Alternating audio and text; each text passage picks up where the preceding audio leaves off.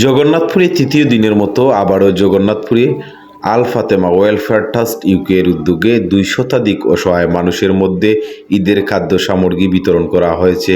ঈদের আনন্দ ভাগাভাগি করার জন্য পবিত্র ঈদ উল ফিতর উপলক্ষে আল ফাতেমা ওয়েলফেয়ার ট্রাস্ট ইউকে এর উদ্যোগে এই ঈদ উপহার বিতরণ করা হয়।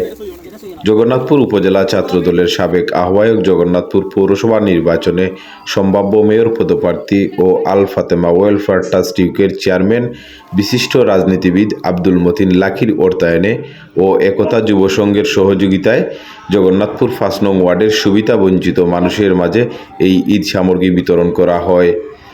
শহরের ৫ নং ওয়ার্ডের হাশিমাবাদ এলাকায় এই খাদ্য সামগ্রী বিতরণ করা হয়। এর আগে কেশবপুর গ্রামেও, জগন্নাথপুর গ্রামেও, বাড়ি জগন্নাথপুর গ্রামে মোট ৬ শতাধিক অসহায় মানুষের মধ্যে এসব পণ্য দেওয়া হয়।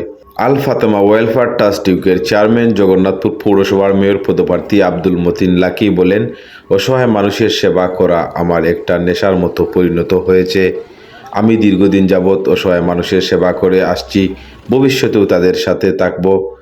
আমি চাই দেশের মানুষের সাথে ঈদের আনন্দ ভাগাভাগি করি, তারা কিছুটা আনন্দ উল্লাসে মেতে উঠুক। Ali Hossain Khan, voice of Jagannathpur.